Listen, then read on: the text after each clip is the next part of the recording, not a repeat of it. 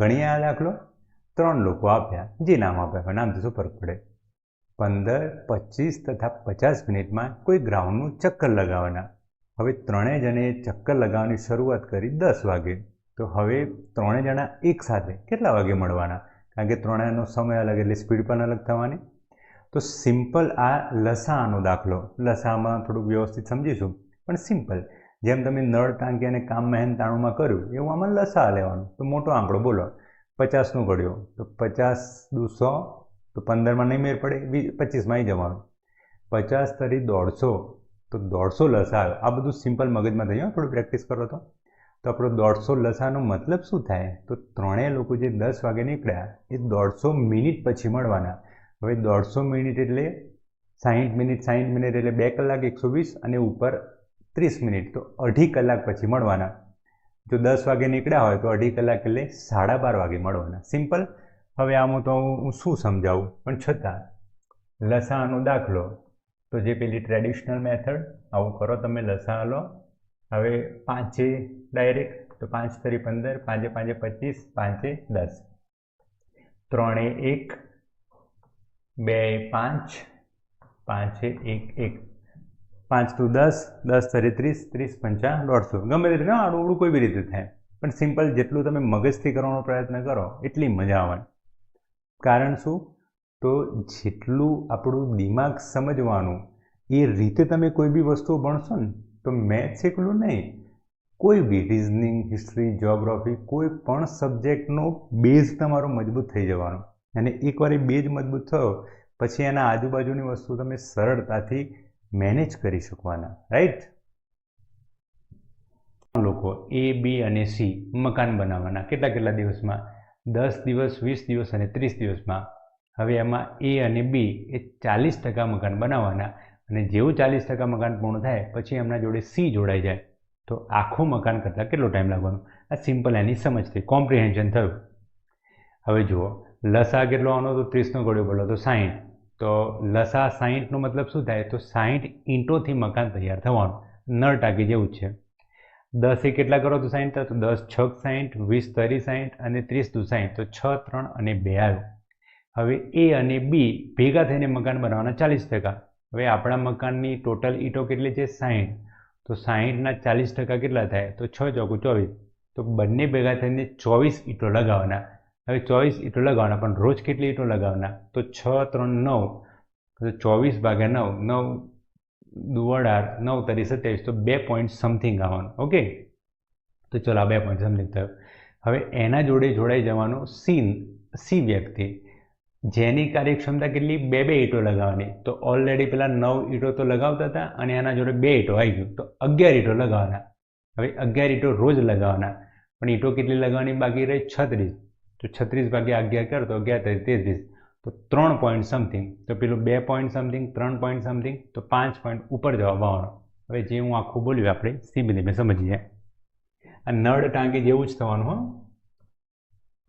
A B C 10 20 30, લસા કેટલો આવવાનો? 60. તો 60 ઈંટો થઈ. હવે 10 એ 6, 20 એ 3, 30 એ 2, ભેગા કરો તો 11. હવે જો પહેલું સ્ટેપ, A અને B એ કેટલું કામ કર્યું? 60%, 40%. તો 60ના 40%, મીંડું ગયું, તો 24 ઈંટો લગાવવાના. હવે 24 ઈંટો કોણ લગાવવાનું? A અને B. 6 3નો મતલબ થાય 9 ઈંટો રોજ લગાવવાના. જો 9 ઈંટો રોજ લગાવતા તો 24 ઈંટો લગાવતા કેટલો ટાઈમ? તો સિમ્પલ 24 ભાગ્યા 9, 9 દુ 18, 6 60, 9 પંચા 9 6 54, તો અહીંયા આવશે 2.6 દિવસ. બીજું, હવે બંને 24 ઈંટો લગાવી દીધી, તો 60માંથી 24 જાય તો વધી કેટલી? 36. જેટલું કેલ્ક્યુલેશન ફાસ્ટ થાય, બહુ હેવી નહીં કરવાનું, સિમ્પલ થઈ જાય. તો 36 ઈંટો કોણ લગાવવાનું? 3 લગાવવાના. તો 11, તો 11 તરી 33, 30, 11 દુ 22, તો 3.2. તો અહીંયા શું પૂછ્યું તમને? કુલ કેટલા દિવસ લાગવાના? તો 2.6, 3.2, તો આને કહેવાય 5.8 દિવસ. ગણીએ આ દાખલો. ફેમસ દાખલો. 7 કરોડિયા 7 દિવસમાં 7 ઝાડા બનાવવાના. નીટ. તો 1 કરોડિયો એક દિવસમાં કેટલું? તરત મજા કેવું આવે ને, એક જવાબ આવવાનો. હવે આના માટે ને MD બધું સૂત્ર યાદ રાખતો હોય પબ્લિક, સૂત્ર બને ત્યાં સુધી ઓછું યાદ રાખવાનું. બહુ રેર કેસમાં યાદ રાખીશું આપણે, પણ સિમ્પલ. આમાં શું કરવાનું? તો બધું ઉપર મૂકવાનું અંશમાં, જ્યારે કામ એકલું છેદમાં મૂકવાનું. હવે આમાં કામ કયું દેખાય? તો 7 ઝાડા બનાવે એ કામ કહેવાય, 7 મકાન બનાવે એ કામ કહેવાય, પુસ્તકો છાપો એને કામ કહેવાય. તો કામ નીચે, તો સિમ્પલ શું થાય આમાં? તો 7 કરોડિયા 7 દિવસમાં કામ નીચે આવી ગયું, 7 ઝાડા બનાવવાના. તો 1 કરોડિયો એક દિવસમાં કેટલા ઝાડા બનાવશે? તો આને x ગણો, તો જો આ ઉડી ગયું. હવે સિમ્પલ એક્સને આ બાજુ લઈ જઈએ તો ઓટોમેટિક 7 નીચે આવી જાય. તો જવાબ આવવાનો 1/7 ઝાડું બનાવવાનું. આખું ઝાડું પૂરું નહીં થાય. ઓકે, 7 એક ઝાડામાં સમજો 7 દોરા લાગતા હોય તો એક જ દોરો લગાવી રહેશે. ક્લિયર આ ગુણોત્તરની સમજ? રાઈટ. તો દિમાગનો ખેલ છે બધો. જેટલું તમે આને ગમે એ રીતે કામ કરશો તો મેથ્સ સરળ લાગવાનું, બીજું બધું તો સરળ લાગવાનું. સરળ બનાવી આ દાખલાને. રાજુ તથા મનુ 9 તથા 12 દિવસમાં મકાન બનાવવાના. હવે રાજુ એકલાએ મકાન બનાવવાની શરૂઆત કરી અને 1/4 કામ કરવાનું, 25% કામ કરવાનું. પછી એના જોડે મનુ જોડાવાનું. તો ટોટલ કેટલો સમય લાગવાનો મકાન બનતા? સિમ્પલ એકદમ. 12નો ઘડિયો બોલો. 12 તરી 36. 36 લસાવાનો. 36નો મતલબ થાય આખા મકાનની 36 ઈંટો. 9 4 36, 12 તરી 36. તો 3 અને 4 શું આવ્યું? તો બંને જણા રોજ એટલી ઈંટો લગાવવાના. હવે રાજુની વાત કરીએ તો એને 25%. હવે 36 ઈંટોથી આખું ઘર તૈયાર થઈ જાય. તો 36ના 25% કેટલા થાય? તો સિમ્પલ ચોથો ભાગ કેટલો? તો 9 ચોકું 36. આવું બધું તમને ફાવી જશે. તો 36/4 કરો તો 9. તો રાજુ એકલાએ 9 ઈંટો લગાવી. હવે રાજુ રોજ કેટલી ઈંટો લગાવવાનો? 4 ઈંટો લગાવવાનો. તો સિમ્પલ 4 ઈંટો લગાવતા એક દિવસ. તો 9 ઈંટો લગાવતા કેટલું? 9/4. તો 4 દુ 8 એટલે 2 પોઈન્ટ સમથિંગ દિવસ લાગવાના. તો એક પૂરું. હવે આવી જવાનું મનુ. બંને જણા જોડાઈ ગયા. હવે ઈંટો વધી કેટલી? તો 36માંથી 9 જાય તો 27 વધવાના. તો 27 ઈંટો બંને જણા લગાવવાના. તો 27/7 કરો તો 7 તરી 21, 3 પોઈન્ટ સમથિંગ આવવાનું. તો પેલું 2 પોઈન્ટ સમથિંગ, 3 પોઈન્ટ સમથિંગ, તો 5 પોઈન્ટ સમથિંગ જવાબ આવવાનો. જો આ રાઉન્ડ ફિગરમાં હોય તો મોઢે જ થઈ જાય, ડાયરેક્ટ જવાબ મૂકવાનો. પણ થોડું રાઉન્ડ ફિગરથી આજુબાજુમાં હોય, પોઈન્ટમાં આવતું હોય તો 97, 98, 99% કામ થઈ જવાનું. ખાલી તમારે અમુક સ્ટેપ મૂકવાના થાય. રાઈટ? ગણીએ તો આમાં આ રાજુ થઈ ગયો અને આ મનુ થઈ ગયો. રાજુ કેટલું? 9. મનુ કેટલું? 12. લસા આવવાનો 36. 36ને શું કહેવાય? ઈંટો. રાઈટ? વિડીયોઝ જોજો તો એનાથી તમને વધુ આઈડિયા આવશે. 9 4, 12 3, બંને ભેગા થાય તો 7. હવે પહેલા સ્ટેપમાં શું થવાનું? રાજુ એકલો 25%. તો 36ના 25% અથવા 36ના 1/4. તો 9 ચોકું 36. તો એને એકલાએ કેટલી ઈંટો લગાવી? 9 ઈંટો લગાવી. હવે રોજ 4 ઈંટો લગાવતો હોય, 4 ઈંટો લગાવતા એક દિવસ. તો 9 ઈંટો લગાવતા કેટલું? તો 9/4. તો આ આવશે 4 દુ 8, 1 4 દુ 8, 2.2. હવે બીજું ગણીએ આપણે. 36માંથી 9 જતા રહ્યા તો કેટલી ઈંટો વધી? 27. હવે 27 ઈંટો કોણ લગાવવાનું? બંને લગાવવાના. તો સિમ્પલ આ સ્ટેપ મુજબ કરો 7. તો 27/7. 7 7 ના ઉડાડતા હતા. 7 તરી 21, 6 વધ્યા, 7 8 56. તો જવાબ આવવાનો 3.8. તો 6 જવાબ આવે. રાઈટ? 2.2 અને 3.8.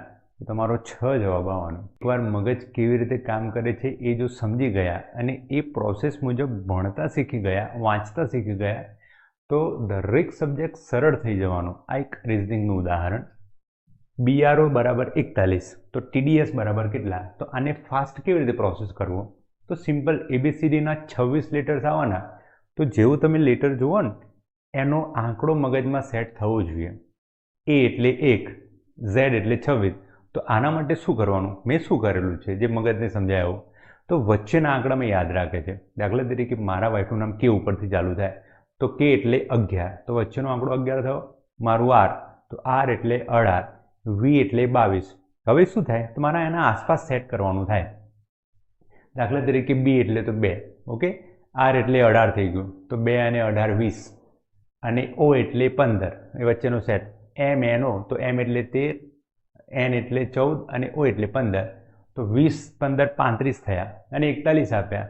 તો 35 ઉપર 41, તો 6 આંકડા વધ્યા, મતલબ દરેકમાં 2 2 નો ઉમેરો કરવાનો. બસ એ જ પેટર્ન ત્યાં ફોલો કરવાનું. TDS, તો આર એટલે 18, તો આર એસ ટી, તો ટી એટલે 20 થયું, ડી એટલે 4 થવાનું, તો 24, અને આર એસ એસ એટલે 19, તો 24 અને 20 થવાના 44, અને 1 કાઢો તો 43 થયા. હવે પેલામાં 2 2 ઉમેર્યા, તો આમાં 2 2 ઉમેરો, તો 43 અને 6, તો એ જવાબ આવવાનો 49. રાઈટ. દિમાગ સમજો, એની પેટર્ન સમજો. એકદમ નહીં સમજાય, મારા વિડીયો તમે ફોલો કરો છો તો તમે જોજો, હું એમાં ધીમે ધીમે દરેક સબ્જેક્ટનું આ રીતે એડ કરતો જઈશ. ભૂગોળ કેવી રીતે ભણાય, કલ્ચર કેવી રીતે ભણાય, મેથ્સ રીઝનિંગ તો તમે જુઓ જ છો, સાયન્સનું જુઓ છો, સાયન્સ કેવી રીતે ભણાય, મજા આવશે એકદમ. અને એક લેવલ સુધી જવાનું, ABC ક્વેશ્ચન મેનેજ કરવાના. રાઈટ. કોઈ પણ તકલીફ હોય મારો કોન્ટેક્ટ કરી શકો. મળી ગણી આ દાખલો. 80 લીટરનું મિશ્રણ, એમાં 20% દૂધ, તો 80%ના 20% કેટલા થાય? 8 દૂ 16, તો 16 લીટર દૂધ થયું. તો 80માંથી 16 જાય તો 64 પાણી થવાનું. ઓકે. હવે આપણે શું કરવાનું? પાણી કાઢી લેવાનું. તો ઓટોમેટિક દૂધ તો 16 જ રહેવાનું, પણ એનું પ્રમાણ વધી જવાનું. એ પ્રમાણ કેટલું કરવાનું? 40% કરવાનું. તો જો દૂધ 40% થાય તો પાણી ઓટોમેટિક 60% થઈ જવાનું. તો હવે સમજો, 40% બરાબર દૂધ કેટલું હતું? 16. તો 40% બરાબર 16 થાય, તો પેલું 60% થયું. તો 60% બરાબર કેટલા?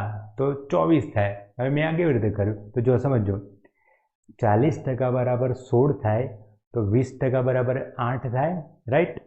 હવે એ 40માં આપણે 20 એડ કરીએ તો 60 થઈ જવાનું. તો સેમ 16માં 8 એડ કરો તો 24 થવાનું. હવે આ ધીમે ધીમે સમજાજો. તો આપણું પાણી હવે જે 60% હતું 24 થઈ ગયું. એકચ્યુઅલમાં પાણી કેટલું હતું? 64, અને થઈ કેટલું ગયું? 24. તો 64માંથી 24 કાઢો તો 4 4 એટલે 60 20, તો 40 જવાબ આવવાનો. કેલ્ક્યુલેશન છે જે છે એ કેલ્ક્યુલેશન ગણીએ. સિમ્પલ. મિશ્રણ કેટલું? 80 લીટર. હવે 80ના 20% કેટલા થાય? 8 દૂ 16, તો આ 16 હોય તો પેલું ઓટોમેટિક 88 64 થવાનું. ઓકે. હવે આ દૂધ થઈ ગયું, એને આપણે કેટલું કરી દેવાનું? 40%. તો આ ઓટોમેટિક કેટલું થઈ જાય? 60%. હવે આ તો ચેન્જ થઈ જવાનું, પણ આ એનું એ જ રહેવાનું. તો સ્ટેપ મૂકો તમે કે જો 40% બરાબર 16 થતા હોય તો 60% બરાબર કેટલા થાય? મેં જે કર્યું આ હતું, 40 એ 16, તો 20 એ 8, તો અહીંયા 20 એડ કરો તો અહીંયા 8 એડ કરો 24 થાય. પણ ના થાય તો આ રીતે કરજો તમે. એ બધું ધીમે ધીમે થશે. તો મીંડું મીંડું ગયું, ચોકું ચોકું 16, તો 6 ચોકું 24, 24 જવાબ આવ્યો. તો અહીંયા તમે મૂકી દો 60% કેટલા થવાના? 24. હવે દૂધ આપણું 64 હતું, 24 થઈ ગયું, તો કેટલું કાઢી લીધું હશે? તો 64માંથી 24 બાદ કરો તો આપણે 40 લીટર પાણી કાઢ્યું હોય. રાઈટ. ઓકે. તો ધીમે ધીમે સમજતા જાઓ, પ્રેક્ટિસ કરતા જાઓ, મજા આવશે. એક રિઝનિંગનો દાખલો ગણ્યો, બીજો રિઝનિંગનો દાખલો ગણીએ. જેમ મેં તમને ABCD કેવી રીતે યાદ રાખવું એનું સમજ આપેલી, એ કરશો તો પછી આ સરળ લાગવાનું. આર એટલે 18, જે એટલે તો કે યાદ રાખેલું, કે એટલે 11, તો જે કે તો આ 10 થવાનું, અને સી એટલે 3, તો 28 ને 3 31. ઓકે. 28 ને 3 31. પણ આ કેટલા આવ્યા? 28. તો દરેકમાં એક એક ઘટ્યું તો 28 થઈ ગયું. તો સેમ આમાં પણ એક એક ઘટવાનું.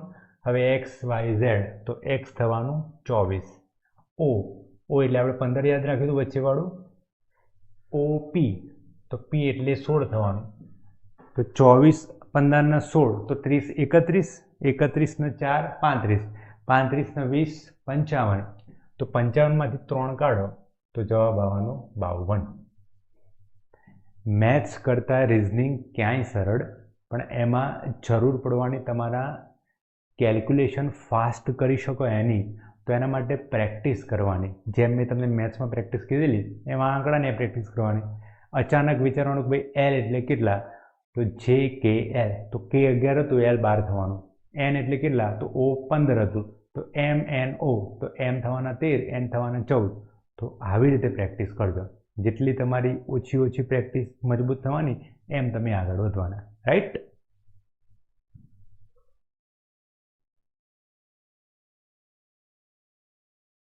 આજે આપણે રિઝનિંગમાં કેલેન્ડરનો એક દાખલો ભણીએ કે આ દિવસે 2002ના દિવસે કયો વાર હોય.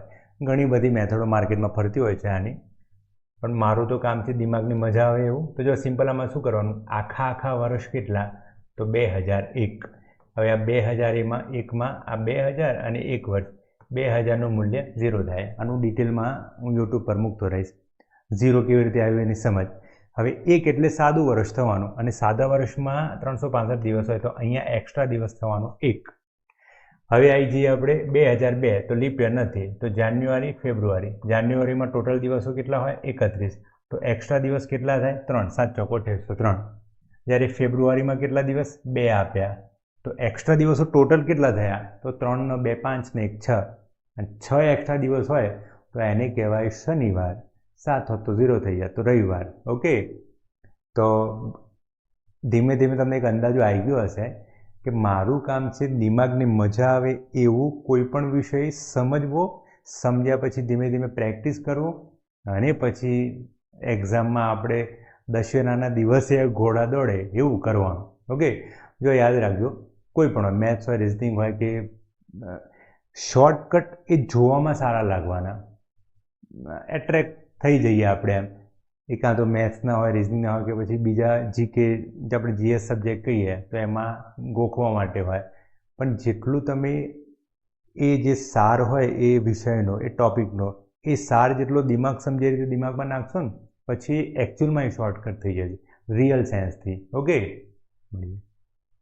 એક દાખલો ભણીએ.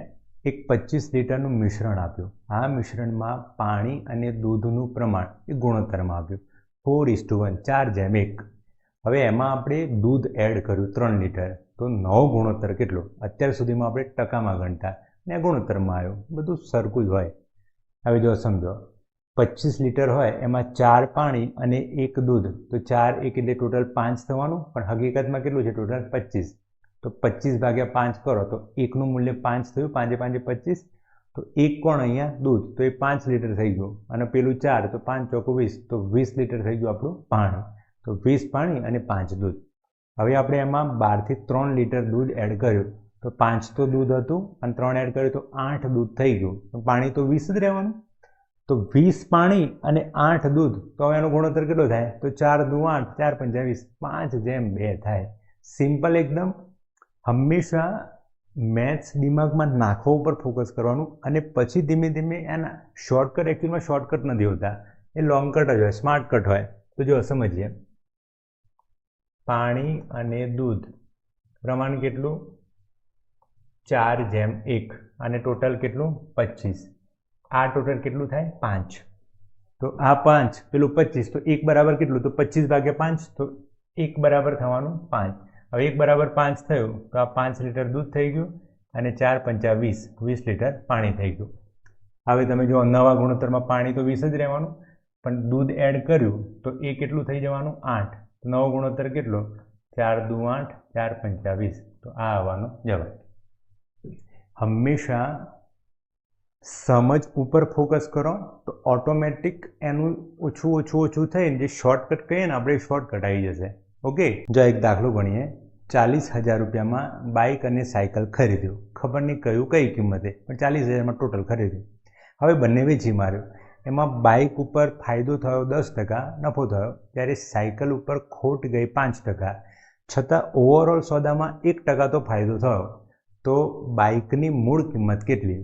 હવે કોઈ પણ દાખલો 2 3 4 રીતે તમે ગણી શકો, પણ મેઇન સાર તો આની સમજ શું થાય, કેવી રીતે સમજાય આને? સમજો 40,000 ઉપર ફાયદો તો થયો જ 1%, તો 40,000ના 1% કેટલા થયા? તો 400 રૂપિયા ફાયદો થયો. હવે ઓપ્શન પરથી આ કેવી રીતે થાય? તો બાઇકમાં 10% નફો થયો. હવે નફો થયો તો એની મૂળ કિંમત ઓછી હશે તો જ એના ઉપર નફો થવાનો. તો 20,000 ગણીએ તો 20,000થી ઓછા થાય, તો ઓપ્શનમાં 16,000 દેખાયા. તો 16,000 મૂળ કિંમત ઉપર 10% નફો થાય, તો 16,000ના 10% એટલે 1,600 રૂપિયા નફો થયો. તો તો બાઇક ઉપર 1600 નફો થયો. આપણે નફો કરવાનો છે કેટલો? 400. તો પેલામાં 1200 ખોટ જવી જોઈએ. હવે જુઓ, આ 16,000નું હોય તો સાયકલ કેટલાની હોય? 24,000ની હોય, કારણ કે 40,000માંથી જાય તો 24,000માં ખોટ ગઈ 5%. હવે 24,000ના 5% કેટલા? તો 24,000ના 10% કેટલા થાય? 2400 થાય. તો 5% 1200 થઈ ગયા.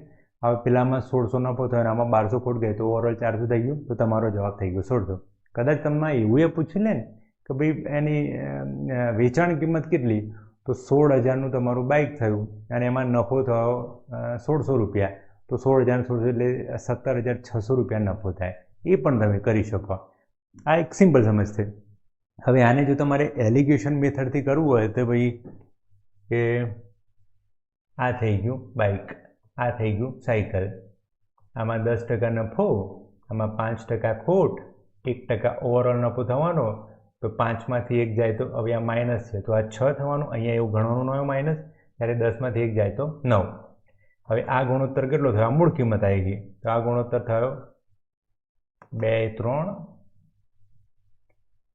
2, જ્યારે આ થવાનું 3. તો ગુણોત્તર થયો, મૂળ કિંમત આની 2 થઈ, પેલાની મૂળ કિંમત 5 થઈ. ટોટલ મૂળ કિંમત કેટલી હતી? 40,000. તો 2, 3, 5, તો 40,000 ભાગ્યા 5 કરો તો 8 × 5 = 40, તો 8,000 આવવાના. તો 8,000 હોય તો આ 16,000 થયું અને 8 કરી 24,000 થાય. આ પણ છે, પણ જેટલું તમારું બેઝિક અન્ડરસ્ટેન્ડિંગ હોય એટલું તમે બધું જ કરી શકો. ઓકે, જે થાય એટલું બધું કરી શકો. ઓકે, મળીએ. ઘણી કેલેન્ડર 15 માર્ચ 2007ના દિવસે કયો વાર હોય? તો સિમ્પલ તો નહીં, પણ ભણો પછી સિમ્પલ થાય. તો આખા વર્ષ કેટલા થવાના? 2006. આ તો અડધું વર્ષ થઈ ગયું. તો 2006માં 2000 એટલે 0 એક્સ્ટ્રા દિવસ અને 6, તો 6માં દર ચોથા વર્ષે લીપ યર આવતું હોય, તો 6/4 એટલે 1 જ આવવાનું. તો 1 લીપ યર એટલે મૂકી દો અહીંયા 1. તો ટોટલ એક્સ્ટ્રા દિવસ થયા 7, અને 7નો તો 0 જ કહેવાય. તો ચલો આ ગાયન પૂરું. હવે આવી જઈએ 2007માં. તો આમાં જાન્યુઆરી, ફેબ્રુઆરી, માર્ચ. જાન્યુઆરી લીપ યર નથી 2007, તો આમાં 31 એટલે એક્સ્ટ્રા દિવસ થવાના 3. અહીંયા 0, તો 0 એક્સ્ટ્રા દિવસ. અને માર્ચ એટલે 15, 15 એટલે 7 × 14 = 1. તો 4 શેષ વધી, અને 4 શેષ વધતી હોય તો એને કહેવાય ગુરુવાર. સિમ્પલ એકદમ. ઓકે, તો મગજને ગમે એવું કામ કરતા રહીએ, દરેક વિષય ભણતા રહીએ, અને આ રીતે સરસ એક્ઝામ મેનેજ થાય. મળ્યું. ગણીએ આ દાખલો. 3,000 રૂપિયામાં ગાય અને બળદ ખરીદ્યા અને પછી વેચી માર્યા. તો વેચી માર્યા એમાં કોઈ નફો નુકસાન ના ગયું, મતલબ 3,000માં જ વેચ્યા. પણ એમાં જે ગાય વેચીને એમાં આપણને ફાયદો થયો 30%, જ્યારે બળદ વેચવાથી 20% નુકસાન ગયું. તો ગાયની વેચાણ કિંમત કેટલી? સિમ્પલ એકદમ. જેટલી અન્ડરસ્ટેન્ડિંગ હોય એટલું શોર્ટકટ અથવા કે સ્માર્ટકટ સરળ લાગવાનું. સમજો, જે વસ્તુ વેચવાથી નફો થતો હોય એ આપણે સસ્તું ખરીદ્યું હોય અને મોંઘું વેચ્યું હોય તો જ નફો થાય. સેમ ઊંધું પેલામાં લાગુ પડવાનું. તો ગાય વેચવાથી નફો થયો તો સિમ્પલ તમે વિચારજો, ગાયની જે મૂળ કિંમત હશે ને એ ઓછી હશે, મતલબ 3,000ના 2 ભાગ પાડો, 1500, તો 1500 છે એ ઓછી કિંમતનું હોય. ઓકે, હવે જુઓ, 30% નફો, 20% ખોટ. 30/20 કરો તો રેશિયો શું આવવાનો? 3/2 આવવાનો. તો 3/2 એ એનું મૂળ કિંમત થવાનું. હવે 3/2 એટલે ટોટલ 5 થાય, તો આખી મૂળ કિંમત 5 થઈ. પણ અહીંયા ટોટલ મૂળ કિંમત કેટલી? 3,000. તો 3,000 ભાગ્યા 5 કરો તો 1નું મૂલ્ય આવવાનું 600. 1નું મૂલ્ય 600 આવ્યું તો 2 એટલે 1200 થવાનું, અને 3 એટલે 1800 થવાનું. તો એક આપણે 1200માં ખરીદ્યું હોય અને એક 1800માં ખરીદ્યું હોય. હવે શેના ઉપર નફો થયો? ગાય ઉપર. તો એ સસ્તી હોય તો આપણે ગાય 1200માં ખરીદ્યું હોય. હવે જો ગાય 1200માં ખરીદી હોય તો એની મૂળ કિંમત થઈ ગઈ, પણ એની વેચાણ કિંમત કેટલી? તો 1200 ઉપર આપણને કેટલો નફો થયો? 30%. તો 12 કરી 36, 360 નફો થયો. તો એ કેટલામાં વેચ્યું હોય? તો 1200 + 360, 1560માં વેચ્યું હોય. આ આપણે જો એલિગેશન મેથડથી કરીએ તો કશું નહીં, સિમ્પલ. આ ગાય, આ બળદ. ગાયનું નફો કેટલો? 30%. આનું નુકસાન કેટલું? 20%. કોઈ નફો નુકસાન નહીં, તો અહીંયા આવવાનું 20, અહીંયા આવવાનું 30. આપણે આ શું કર્યું? તો આ મૂળ કિંમત મેળવી. તો આનો ગુણોત્તર કેટલો થાય? 2:3 થાય. ઓકે, મૂળ કિંમત 2:3 તો 5. તો 3,000 ભાગ્યા 5 કરો તો 1નું મૂલ્ય 600 આવવાનું. જો 1નું મૂલ્ય 600 હોય તો આનું મૂલ્ય કેટલું થાય? 1200. જ્યારે આનું મૂલ્ય કેટલું થાય 1800. તો ગાયની મૂળ કિંમત થઈ 1200 અને બળદની મૂળ કિંમત થઈ 1800. હવે ગાય ઉપર આપણને ફાયદો થયો. કેટલો ફાયદો થયો? 30% ફાયદો થયો. તો 1200ના 30 થયા કેટલા? 12 તરી 36. તો 360 ફાયદો થયો. તો ગાય આપણે કેટલામાં વેચ્યું હોય? 1560માં વેચ્યું હોય. કદાચ તમને પૂછી લે બળદ કેટલામાં વેચ્યું હોય? તો 1800માં 20% નુકસાન ગયું તો 18 દુ 36 એટલું જ થશે.